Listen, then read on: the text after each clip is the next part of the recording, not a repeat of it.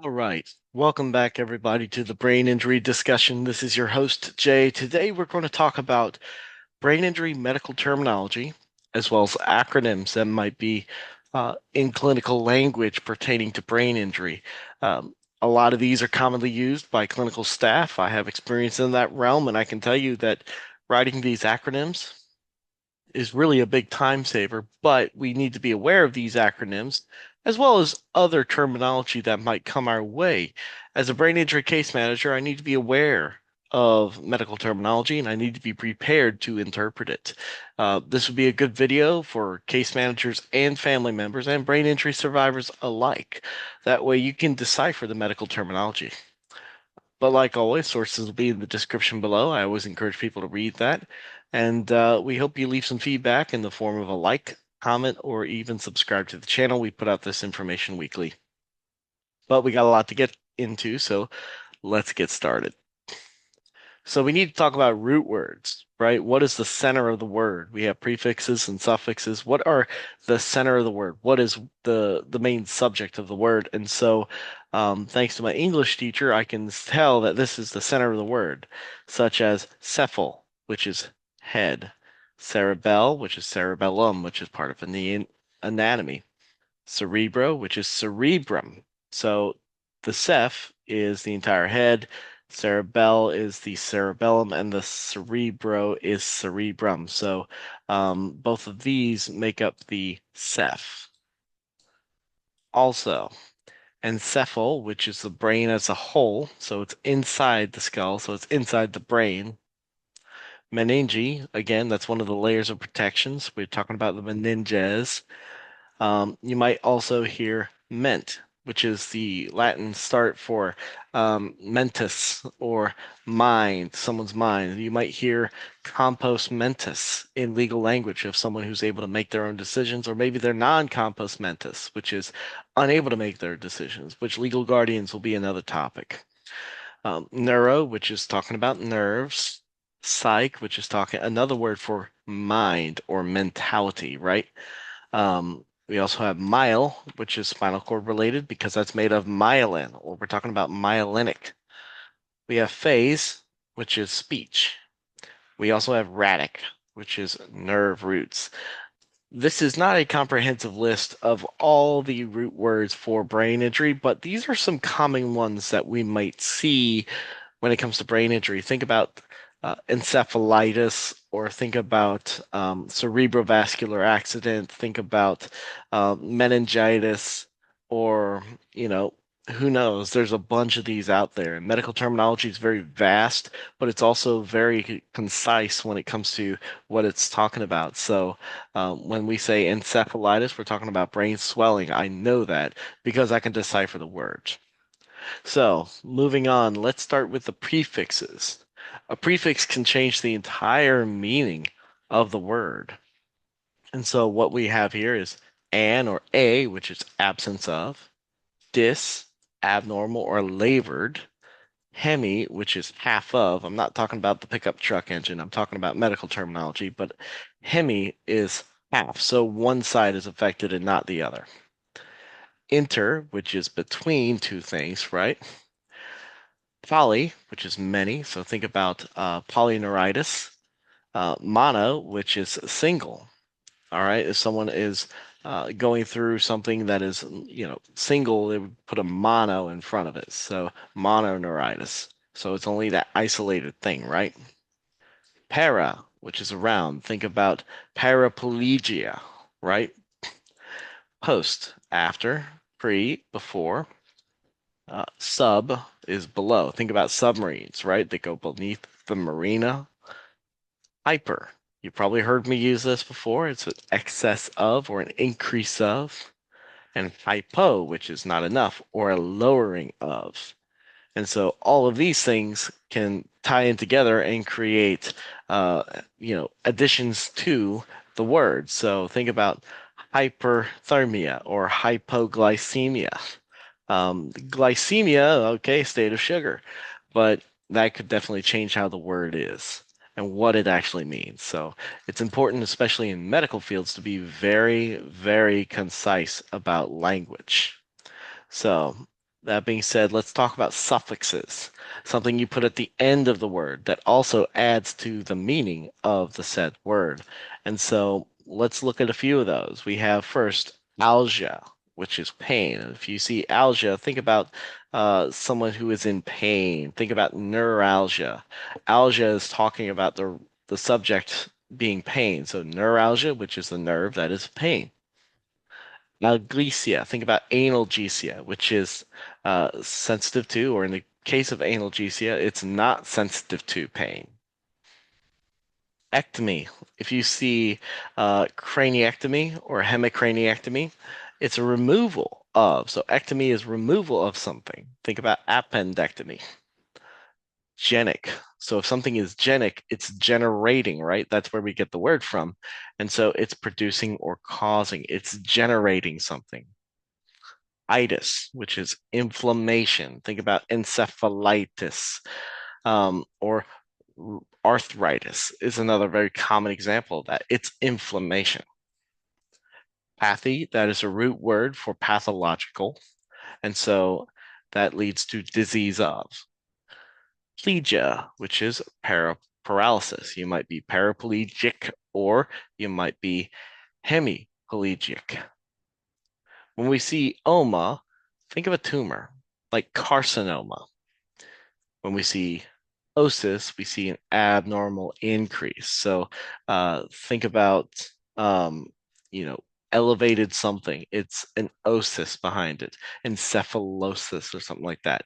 You start seeing these things and you can start deciphering what these complex medical words are. So I think this is, again, not an exhaustive list, but quite a useful list. But we also need to talk about acronyms. So let's start with acquired brain injury, and then we're going to go into TBIs, but which is an acronym in and of itself. And as we can see, non-TBI or ABI, that's an acronym. So that way, when you see that, you can decipher that. We also see CVA quite commonly. That's a stroke or cerebrovascular accident. CNS, a central nervous system. There might be CNS dysfunction somewhere. Then you have TIA, which is a mini stroke, but is really a transient or temporary ischemic attack. HDN, that is a diagnosis of hypertension or high blood pressure. That's common with um, a stroke or a mini stroke, right?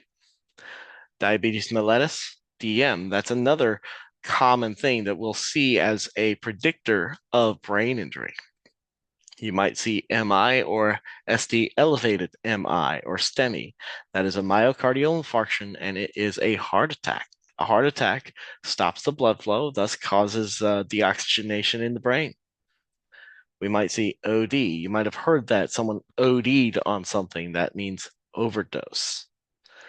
And then you have DOC, which is a disorder of consciousness. Think about if they're in a coma or a comatose state. That is a disorder of consciousness. Anything above, anything below really consciousness is really a loss of or disorder of consciousness. So let's talk about acronyms for TBIs or traumatic brain injury. Again, we also see TBI, but we might also see MTBI, which is a mild traumatic brain injury. So that's another way of writing it. You might see CHI, which is a closed head injury. So you got open and then you have closed head injury. GCS is the Glasgow Coma Scale, which is a tool that is used to evaluate head injury. CTE, this has been in the news with football players, is chronic traumatic encephalopathy. That is a something that you'll see out of military sports, fighting professions. It's another type of brain injury, but a lot of people just say CTE because spelling it out and saying it out loud takes a while. CSF, we're talking about cerebrospinal fluid, which is indeed another one of those anatomy parts that protects the brain. You might see ICP, which is intracranial pressure. So if someone's got elevated ICP, that means there's increased pressure in the brain. That's bad. It can cause brain injury. And then you have history of, which is HX, and DX, which is diagnosis. I'll also give you another one here. RX. That is a medication. So when you see this, you can really see that, yes, this makes a lot of sense as to why the clinical field utilizes these acronyms, and they can be confusing and sometimes they can be misleading. That's why it's important to know these things, especially as a family member or as a brain injury case manager, or if you're a brain injury survivor going to a doctor's office. But with that being said, let's go through a couple of practical examples of this in action. So let's talk about the top bullet point here is the what you might see on a medical note or someone write in their whatever note it might be, right? Let's take a look at this top one right here. A patient with an HX of HTN DM TIA presents today for concern of CVA and was DX'd with encephalitis, hemiplegia, aphasia, and evaluated for CVA via MRI and CT. Now, that is a lot quicker to say than what is down below, which is the full version of this. And so a patient with a history, and it says the exact same thing too, but a patient with a history of high blood pressure and hypertension, which are they're two of the same things, depending on what do you want lay language or do you want medical language?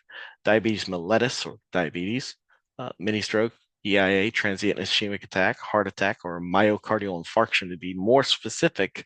Um, Elevated lipids came in today, or high cholesterol came in today for concern about a stroke and was diagnosed with brain swelling. So that's that encephalitis, loss of strength or use in one side of the body. That's the hemiplegia or hemi, which is half of plegia, paralysis.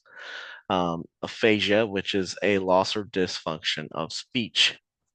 And he says, okay, they're evaluating for a stroke via, being evaluated for stroke by magnetic resonance imaging and computed tomography radiology. That is a mouthful to type and to say. That's why these abbreviations go a long way in the clinical world. You're able to condense the information into a much more usable format that is widely accepted. This stuff is widely accepted, and it is the kind of foundation of what you might need to know if you're going to be getting medical documentation, either for a disability claim or for whatever you might need it for your own personal records. All of this is very useful to know because then you can have this translated into something that is usable by lay people, by family members, by brain injury survivors. And that's another role of a brain injury case manager is to advocate, but also be able to be that translator for the brain injury survivor. So this is just one example. Let's go to another example here. All right.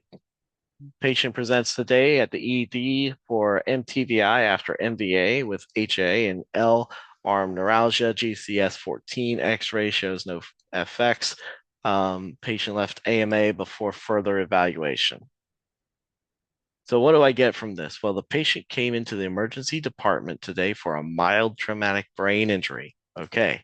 If they had this happen to them, chances are, yes, after a motor vehicle accident with a headache and left arm pain. Glasgow Coma scale is 14 of 15. That's a good score. The X-ray images show no fracture. Okay, we know that's good. And then the patient left against medical advice before further evaluation. Again, the terminology matters, the abbreviations and the acronyms matter. And so, what we can tell by this is that this might seem like a very mild car accident, but they have left arm pain. Their GCS is good, but they left against medical advice. Again, that is something that you can do. However, and sometimes it is not advisable to do that.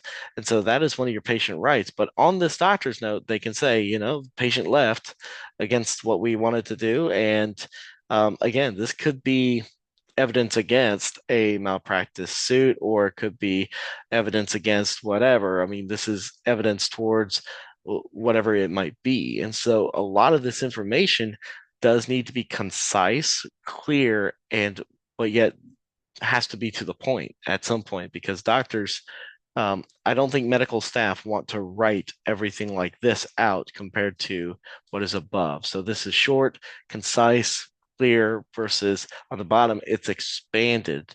And although it doesn't leave any room for error, it's translated into layperson speak. It's not medicalese, they might say. And so it's important to know this, especially if you're an advocate for or family member of someone with a brain injury.